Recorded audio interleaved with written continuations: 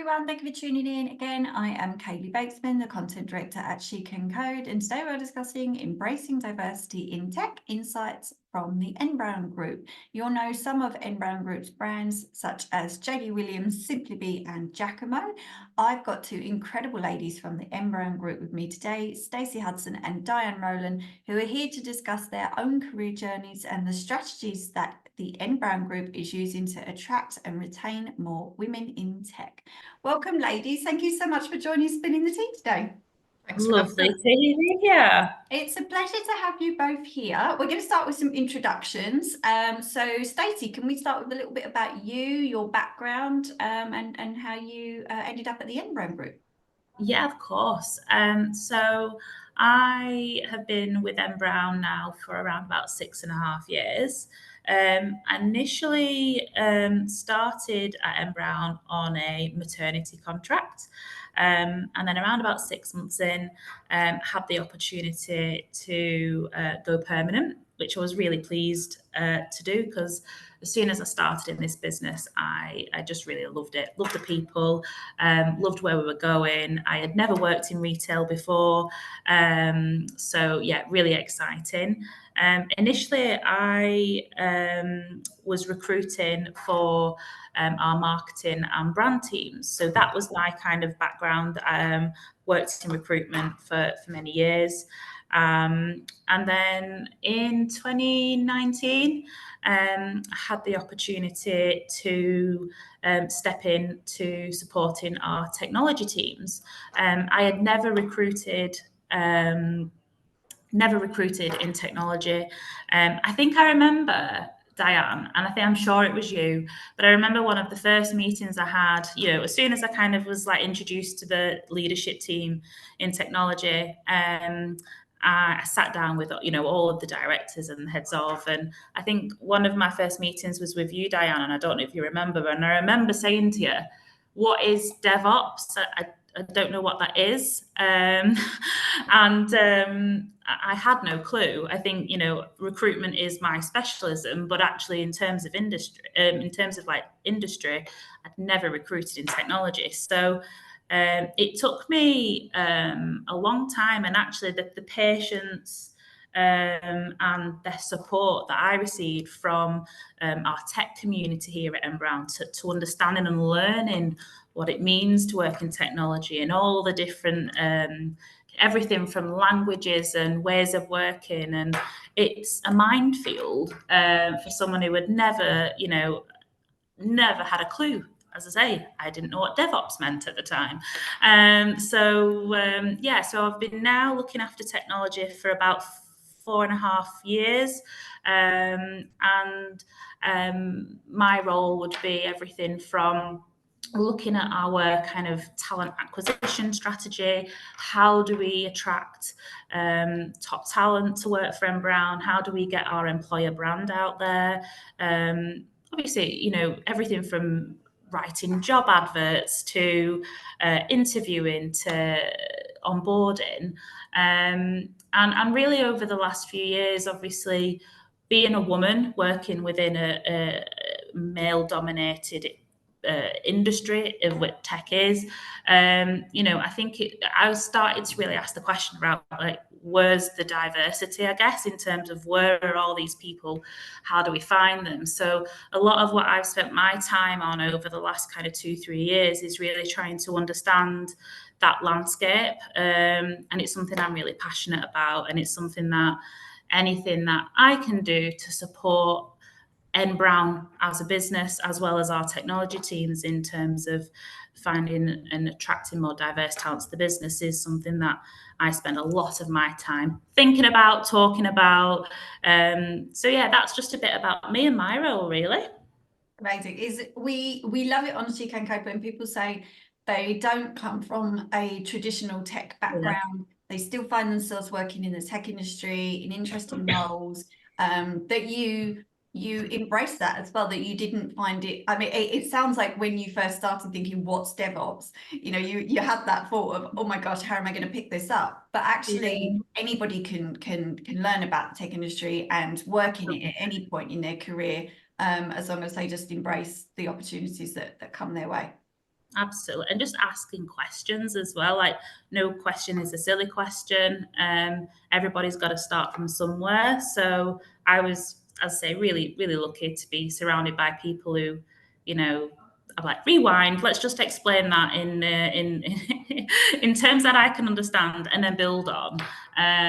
So yeah, and also I suppose you've never quite finished learning. I think, especially because tech is ever evolving. So you have to kind of always be asking those types of questions. Has this changed? Why? What does this mean? I haven't seen this before. Can you just explain this? And I guess that's how you get the best out of people, isn't it? Exactly. Yes, yes. And Diane, yourself, what's your journey look like? How did you find your way into the tech industry, and how did you end up at the Embrand Group? So very similar, really. Not from a tech background at all. So I actually started at Brown as a graduate 22 years ago. It seems like such a long time ago, but yeah, also doesn't seem like that long ago, quite scarily. Had no background in IT. I just finished a psychology degree. I wasn't sure what I wanted to do when I finished. So I kind of jumped on the bandwagon of let's go and look at some graduate jobs and just see what's out there. Applied for a few different things. And then off the back of that, ended up being offered a job as a mainframe programmer with Brown. So a 3-month course. At the time, my brother thought it was quite hysterical that I'd got the job because I just wasn't into computers at all. And he was really into kind of this stuff. And he was just like, what are you doing? I was like, well, I don't know, but I'm going to try. I'm going to give it a go. It's something different I've not done, and I love learning new things. So yeah, I really enjoyed learning something new, did the 3-month course, learned all about a whole world I didn't know anything about. Did okay, did good at it, made some really great friends on the graduate course that I was on as well, that I'm still friends with today. And as I went on, I kind of realized that I like working more with people than kind of just full-time head down in screen coding. So I got the opportunity with Brown to kind of move around and try some different things as well. So I did some system analysis, some business analysis, and then kind of went through to project management as well, undertaking my Scrum Master training. So I've done a number of different roles really in my time with Brown. So it kind of doesn't feel like I've been here for 22 years because I've done so many different roles while I've been here. And when I started, I kind of said, I'll do this job for 2 years and then I'll move on and do something different. And I think the reason I'm still here after this period of time really is probably 2 factors. One, it's the people at Brown. I've really enjoyed it. It's such a great group of people, and everyone who ever leaves always says I'm going to miss the people, and it's true. That's a big factor, but also just what Stacey said about the always learning. This is something, I feel like every day I'm still learning, and there's so much to learn, and technology changes at such a pace that there is so much to learn. The last few years I've been doing the role of the head of cloud and platform. So obviously a lot of businesses are now moving to the cloud. It's a really fast-paced technology advancement, loads of new services that people at AWS release every day. So again, so much to learn, which we've got our head around. And I work with the platform team, who I call kind of building the foundations of a house. So in my mind, we build the foundations, the developers build the house on top, and then the UI guys kind of put the curtains in and so forth is the way I like to kind of analogize it in that way.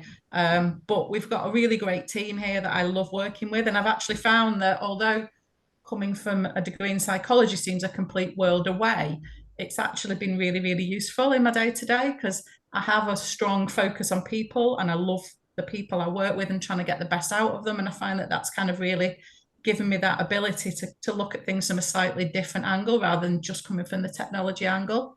So yeah, I've really enjoyed that. And we've done some great work in terms of the stuff that we've built so far. I mean, they've definitely done something right to keep you for 22 years. I'm always curious, what does your brother say now, 22 years later? We both do a very similar role now. It's quite interesting. He lives in London, but we do similar roles, but for different companies. So yeah, he still to this day, finds it quite strange because he's so into it and into another level. But yeah, we can actually talk about some of the same stuff now and have some conversations around things that we would never have been able to do years ago. So yeah, no, it is really good.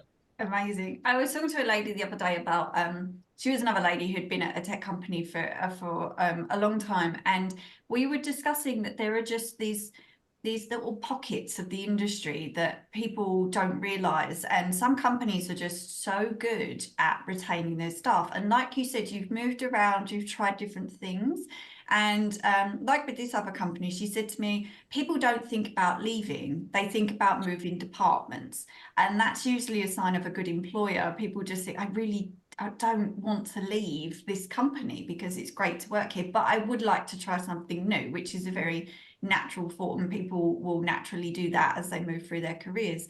But some companies are just very good at retaining their staff, and you're obviously one of them. I think part of that as well is, I've been lucky enough through my career that I've actually had 3 children while I've been here as well. And, I felt really supported in that. I wasn't penalised for taking time off with my children. I was lucky enough to kind of have a year off with each child, which is, not a lot of people get to do.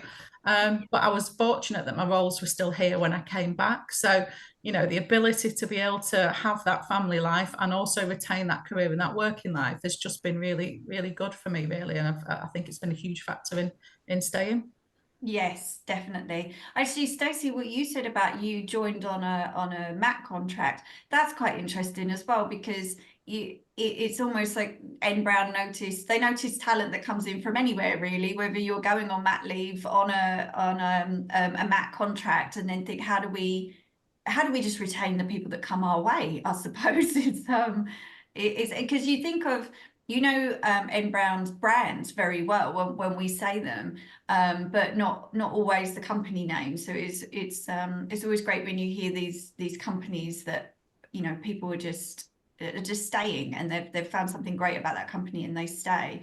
They're definitely getting something right at N Brown. Yeah, it's the first question. It's the first thing I ask if I speak to someone over the phone. Say, for example, I don't know if they've applied for a job. First thing I say is, "Do you know about M Brown? Do you know who we are and what we do?" And sometimes it's, "Yeah, you have retail. You're retail, aren't you?" And I was like, "Yeah." And then when you actually start listing off, we've been around for 160 years. We've got all these brands. We're based in Manchester. It all, we've had shops. We were very much kind of catalogue based. And over the last few years, we've gone kind of really the focus on obviously being a pure play digital business. So, I think it's that kind of almost like telling that story and opening up kind of who we are and what we do and why we're here, really. Yeah, definitely. And Diane, having been at N Brown for 22 years, how have you seen the company evolve in terms of diversity and inclusion? You must have seen quite a change over that time.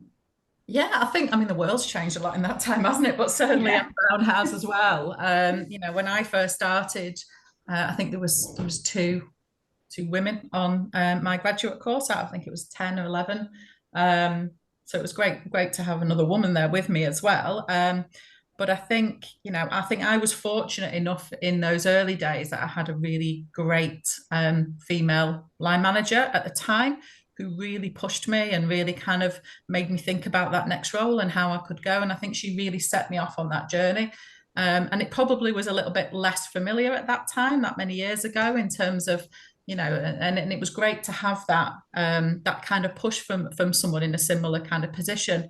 I think I've seen a massive change in kind of diversity and inclusion over the time I've been here in a number of ways. I think the company thought a lot about how to support people in work, whether it's things like age related, the sexuality, ethnicity, or all the different areas that we can in diversity. I think the company's really embraced. People generally are a lot more conscious around diversity and inclusion. And I feel N Brown are really trying to ensure that they give the right support. They've set up a number of communities. Stacey, you can go into them in more detail than me. But there's a number of communities that we've set up that really support people in each of those areas. And I think that just puts that key focus on making sure that we are providing the right environment for the different groups of people that we employ, and we are targeting areas and things that we should be doing. Yeah, I love the fact that you said communities and it wasn't just a group, because somebody said to me when we started this podcast, one of the first things somebody said to me was, it's more than setting up a Slack group. And the fact that you use the word communities means that it doesn't sound like you just set up a Slack channel and you occasionally drop things in there. I take it is a lot more than that. Yeah, so I guess when we think about equity, diversity, inclusion, and belonging at M Brown Group, it's very much encouraging everyone at M Brown to take the time to listen, to learn, to add their ideas, use their voice. We have an embrace strategy, which is a strategic element of our business and culture. The 5 communities that we have been established for quite some time now, and actually that's led by our colleagues. We do also have across each of those communities an exec sponsor.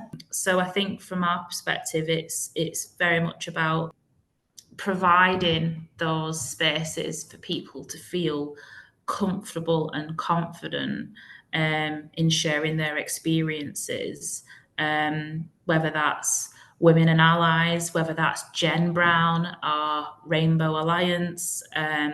We have an Accessibility and Allies community. We have a multicultural and allies community. So that's something that has really opened up, and we've had some really great ideas from it. And some small little changes that we can make around the business to make sure that everybody feels like they belong and they are included. So I think certainly kind of creating that environment where everybody feels comfortable discussing and addressing those diversity issues. And you said it before, Diane, it's all about giving people that kind of confidence and feeling safe to do so. And I think that's something that we do really well here, certainly. Plus, having an exec sponsor makes such a difference when that comes from the top down and somebody is leading that from the top. That makes such a difference to a company. And then it's not just a Slack group, but it is actually something that is worked into your DNA. You're not just paying lip service to it. You really are just, showing that there's a real buy-in from the company, which is important, definitely. Yes, definitely. On that note, can you share some flexible working options that N Brown offers and how they have impacted employee satisfaction and retention? Definitely got retention down to a T. So can you share some flexible working options? So personally, I'll let Stacey go into the kind of the more people team view on it. Personally, I've been really fortunate that I've had flexible working approved when I came back after my first child. This has been really invaluable for me, again, in making me want to remain at M Brown and have that really good work-life balance. I know others too who have also managed to have flexible working options to support their needs here. And I think it's really important to at least review people's requests. It's not always going to be possible to give them that based on a number of different factors, but I think it's important to review it and make people feel like it has been considered with valid reasons why not, if that's the case. But I also think it's give and take as well, because where a business can accommodate a need for somebody, they're going to then be more willing to put themselves out as well to go that extra mile for the company in other ways. So I think, there is a lot of give and take there. But anyway, over to you, Stacey, for the...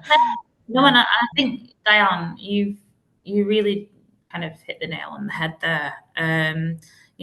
Yes, we have colleagues who work, 3, 4, 5 days a week. And I think it comes down to that kind of conversation with the kind of leader as well, in understanding, how can, say, for example, if someone is has been off, it's not always maternity leave, for example, but it's making sure that person's coming in and feeling comfortable, and the business is really looking at, right, how can we get the best out of this person, and being flexible where we can be. I think every business should And you know, you hear it a lot more now, don't you? And what we don't want to do is, and I think it's really important in any business, is ensuring that those who are working, well, no matter how many days a week you work, they all have the same opportunities for development, for you know, for whatever they want to do in their career. So yeah, I think it's good to have that flexibility, and I think it's something that we're really proud of that we offer here. Yes, and I love the fact, Diane, that you mentioned as well. People go above and beyond when that happens, and you're right, Stacey, that having that built in, and no matter how many days a week you work, and having those opportunities just means that people have a different mindset. So I remember the companies that I've worked at where that has happened, I have thought to myself, perhaps on a Sunday afternoon, I'm winding down, I have a couple of hours and I want to just do something I didn't get to finish in the week. And I don't have the thought of, I'm not doing that because I don't like where I'm working. I think I do that because it helps me, it helps the company, it helps me to get ahead for the week on something that I'm really looking forward to working on. And I'll have managers at the time say, you know, you really shouldn't be doing that. You know, they do make sure that they point that out. But I never felt bad about it because I always loved what I was doing. Whereas some companies where I haven't loved what I was doing, I thought, that's it, 5 o'clock, I am not doing anything else. And that is it every single evening. And it's such a different mindset of, you know, where you would like to stay and how you work around whether or not a company gives you a little bit of flexibility when you really do need it. It makes such a difference to your mental health as well in the week. And something, obviously, it's a phrase that a lot of people have heard, the Sunday scaries. When you start getting those Sunday scaries and you start thinking, I don't want to go back to work on the Monday, that's that point where, you know, like perhaps that company doesn't appreciate me, or perhaps I've, you know, come to the end of my road there. And that's kind of that feeling that you get. But Diane, I take it out of 22 years, you've never had the Sunday scaries because you're still in the workplace there. So I've got to say, you still get, you know, I had a 2-week holiday recently, which is not something I've really done for a long time. Normally just go for a week. And yeah, after 2 weeks off, I did get that. I call it the school summer holiday feeling. But yeah, I did get that initially, but then, you know, once you've got back in, you've logged in, you check your emails, you've chatted to a few people, you're just back in it then, and it kind of doesn't the panic of checking your inbox after 2 weeks. That's that exactly. panic. I don't think you're normal if you kind of come back and go, oh, you know, there's always going to be a little bit of, oh, I could just do another week's holiday. But exactly. As long as that doesn't persist, I think, you know, you're fine. Every day you're thinking, God, like, if it was this time and it was still on holiday, I'd be doing this at this moment in time. Instead, you've got hundreds of emails to get through. I know that feeling. So how do you balance then the goal of increasing diversity with the commitment to hiring the best person for the role? Obviously, diversity is very important to N Brown, and diversifying your team. But how do you balance that then with finding the best person for the role? So I feel really strongly that it should be the right person for the role. But on the balance of that, I would like to increase that diversity as well. So, you know, it's trying to find that right balance. I know in my area with platform engineers, it's really few and far between. For example, look, we get applications, you know, from women. You can be talking kind of 1 or 2 out of 40 applications, which doesn't feel right. You know, we want to increase that diversity, but it wouldn't mean that I'd automatically recruit a woman, for example. I know diversity is a lot wider than that, but it might mean that we would push any women through further for the interview process.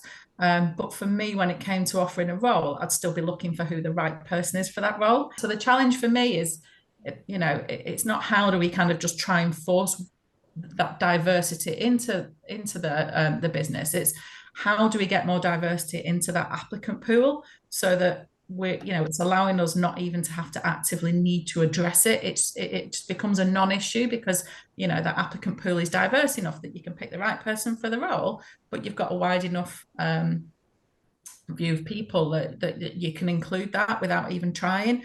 And I think that's something that obviously Stacey and the people team are focusing on is how we can build up that applicant pool. For me, getting people in early. It's looking at the grads and the apprenticeships and so forth, so that we get those people early doors, and get them on that journey before they start to think, well, IT is not a job for me, for a girl or for me, or, I'd like to try and do that early, because then once you're in it, you realize actually it's not as scary world as you may have thought it was.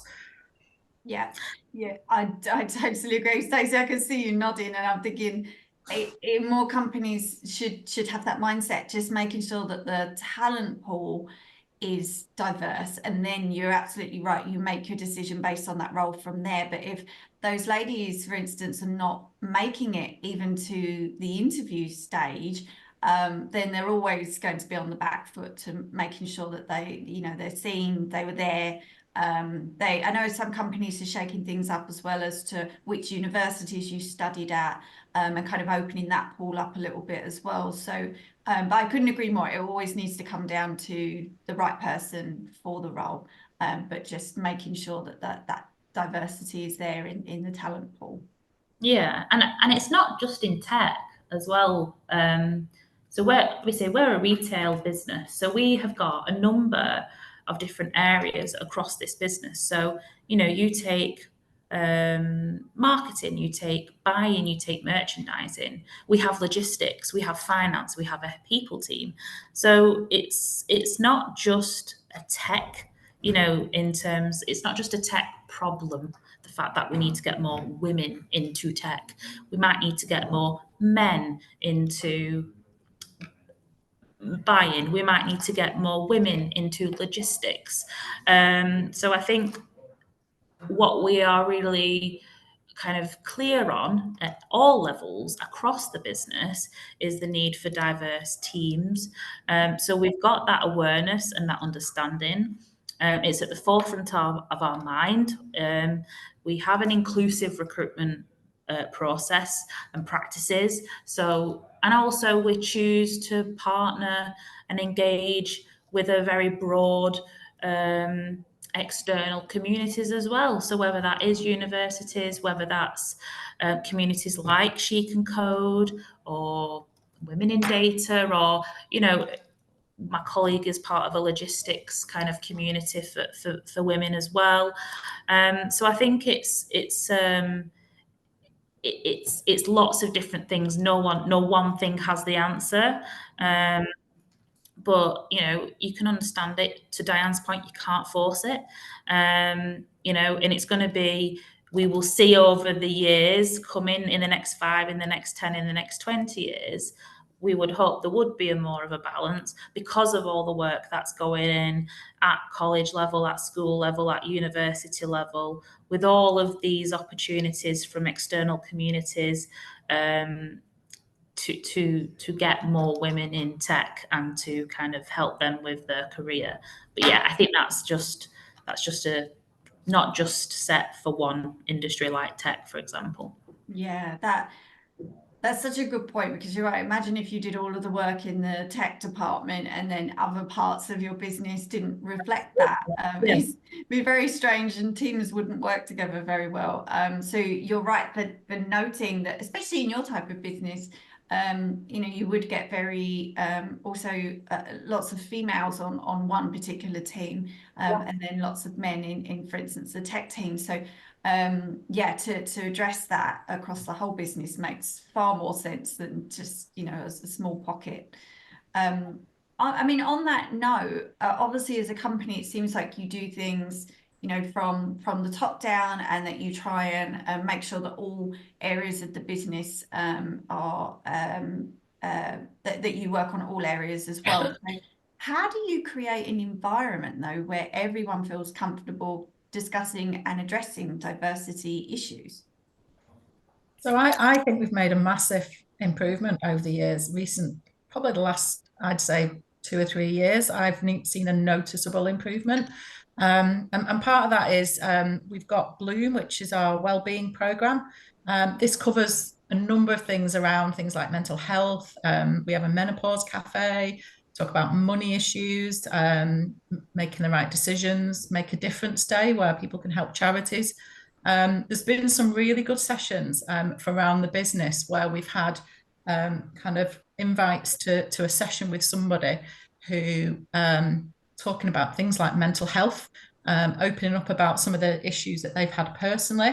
And, you know, if I can't attend those sessions, I certainly know when they've happened, because at the end of them, what you notice is the sheer amount of messages of thank you and support that come out off the back of those. And I think it just really shows how much people really appreciate somebody coming on in front of, you know, what can be a couple of hundred people, and really just talking openly about challenges and issues that they've experienced in their own personal life, really openly and honestly. And I think the fact that people are comfortable doing that, and also the fact that it's so well received, just kind of bounces off each other. And I think, you know, for me, that's just a massive change I've seen recently, because I think doing things like that makes it feel normal, makes it feel easy for people to then open up and talk about their challenges with other people as well. So, you know, I think having those kind of conversations and that transparency and openness across the business really helps to create the right conversations and the right forums and ability for people to feel comfortable talking about whatever, you know, their kind of issue is, whether it's diversity related, whether it's, you know, mental health, etc. And I think just making it the norm that you can talk about this stuff's fantastic. Yes, definitely. I love that. I love that also that people make an effort to come forward and share their stories. I think that is, as you said, you've seen a change in that as well. And that's kind of a practice by behavior thing as well. The more people do that, the more people think they'll come forward and tell their stories. And some people don't realize they have a story that will help someone else is the other thing. And we find that in our own community, we really encourage the ladies to share their stories, because you never know who you're helping with, you know, one tiny thing that you say can really help somebody else and spark off a different direction for someone. And especially around topics like menopause. I love that you have a menopause cafe. That's a brilliant idea, just to share, you know, experiences around that and things that people have learned, even if you're not experiencing that yourself, but other workplaces that you've worked in where they've done things and you've shared, you know, ideas about what that was like as well. So I love that. Stacey, we were talking a bit earlier about the communities. So I suppose that really helps with people feel like they can, they have a space, a safe space where they can talk about things. And I suppose the more of those that are within your company, the more people feel like they can talk about things if they need to, rather than, you know, young people nowadays, and there's been a few surveys about it, they are looking for places like that. They are looking for cultures where there is an open and safe space for people, and rather than years ago people were looking for high salaries and, you know, like the location of where they work, and nowadays that's very different. A lot of young people are actively seeking companies like N Brown that have Yes. you know, lots of communities and a good culture. And that belonging piece is really important. And that's why we added that into our kind of embrace strategy, that equity, diversity, inclusion, and belonging. That's really important. Those 5 communities that we have, I mentioned, are led by colleagues. It's not led by a people team member. It's led by our colleagues. It's sponsored by an exec, and it's that safe space to share ideas, to give feedback, and that can be on anything. Okay, so that could be me in my role as someone in recruitment. That could be me, you know, going to a community, going, is this right? Could I do better? What could we change? You know, and using that community as a space to, you know, because we don't have all the answers, right? So I think that's really important. I think having a very clear communication strategy is really important. We have an internal communications and engagement team who kind of what Diane mentioned, they plan campaigns and storytelling around those kind of core diversity strands. So not just getting external speakers in to talk about their journeys and their stories, but actually sharing stories from our own colleagues, whether that be through a kind of an online event, an in-person panel, it could be a Q&A, it could be a blog that they write, however that person feels best how they share their story. So I think certainly by having that storytelling, and that is over time, okay? You can't just click your fingers and everybody feels confident sharing their stories. That's kind of months and years in the making of shaping that culture, and it's ongoing. Yeah, you can never just say we're done. It's how do we continue that really great work? How do we build on it? So yeah, I think certainly between all of the Bloom wellbeing stuff that we do and the communities that we have, threaded in through what our internal comms team do, and also how our leaders really speak up and be that kind of sponsor for these things is really important. Yeah. And why it works. You saying that, it is an ongoing thing, and it is something that doesn't happen overnight. There isn't a silver bullet for diversity. So on that note, can you share any upcoming plans or goals that N Brown has for continuing to move the needle on diversity in tech? I think there's certainly a couple of things. I think the work that we're doing with our external partners and communities like yourself is really important to continue with. I think really setting clear and measurable targets for diversity in our workforce. We recently had an ED&I and B partner join, and their role is to work across the business and elevate that kind of embrace strategy that we have. So I think certainly in making sure that we still gain that feedback, and we have a culture group, we do vibe surveys, we have feedback from our communities as well. So making sure that we're still getting that kind of feedback on kind of sentiment around inclusivity and equality. And it's always looking externally too, isn't it? So looking at data externally to give us that clear idea and indication of how we're performing. So and yeah, just continuing the conversation. I don't think it's any one thing. It's just lots of little things that we can do and continue to do, and checking in on ourselves and, can we do anything more? Can we do anything different? Is this working? So yeah, I think continue on that path, and yeah. Yeah, definitely.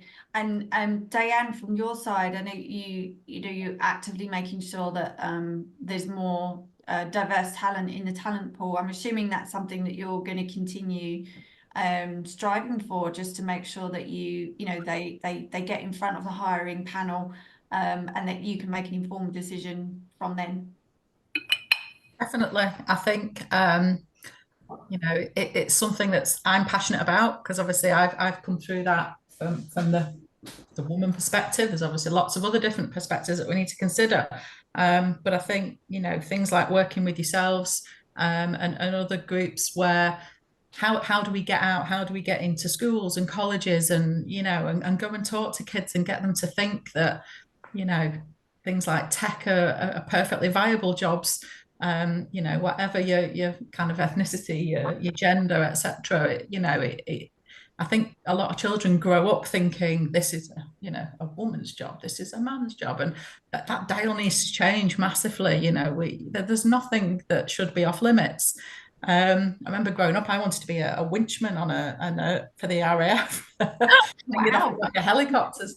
And at the time, it was like, I think partly why I wanted to do it is because there's no women winchmen at the time. It wasn't a role that was done by women, and I think there's always that you know, despite the fact obviously I didn't end up doing that, I think there's always that push, and we should be striving to kind of change the dial on some of this stuff as much as we possibly can. And I think doing that as early as we can is definitely something that's really going to help and make that difference. Because, you know, if you can change mindsets when they're still moldable and, you know, and thinking that anything's possible, then that's definitely the right time that we need to target. Had you seen that somewhere though? Because a lot of people, you know, some roles are very visible and you notice them as a young person, you think, actually, I really want to do that. Had you seen someone doing that and thought, cool, that looks cool? I was in the Air Cadets when I was younger. Again, something that was predominantly male. My brother joined, and then I was like, well, I want to do this. I want to go and fly planes, and I want to go and do stuff that's, you know, a bit crazy and a bit different. You know, and it was only through that I was kind of exposed to some of those roles and some of those things. And yeah, and I thought, well, that sounds like something really fun to be doing, hanging off the back of a helicopter.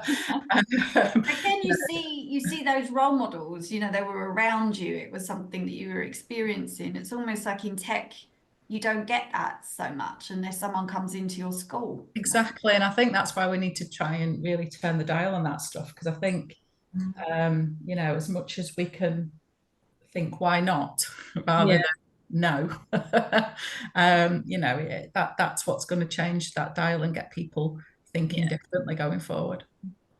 Definitely. The allies, I think, is really important as well in all of this. When I was younger, so I played rugby from the age of 6, and I was one of 2 girls in an obviously male rugby team. And I think back, and I don't know if it's because I was that young, but it never even occurred to me that I was the one of only 2 girls in a male team. They were just my teammates. And think back to like how all the coaches were men, but I was never treated any differently. And I just grew up playing sports and doing that. And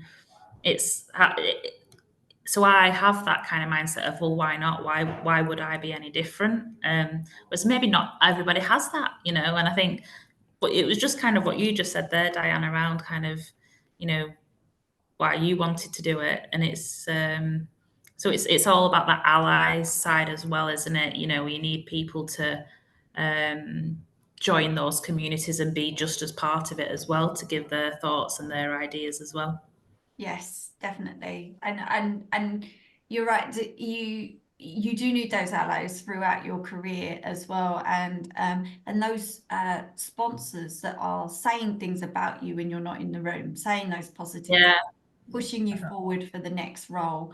And it's so important to have that, when especially when you do get into a good role and somebody, you know, really promoting you for the next one, whether they're male or female. So that's super important.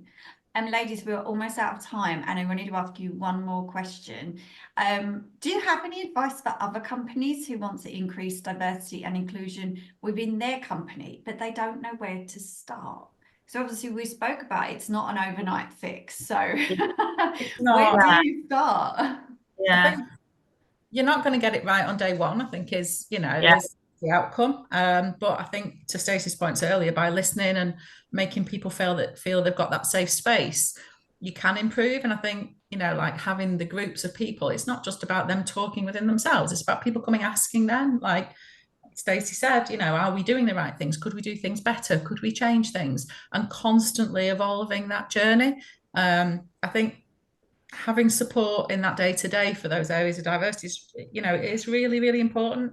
I think also knowing how to attract people into roles is one thing, but also supporting them when you've got them as well.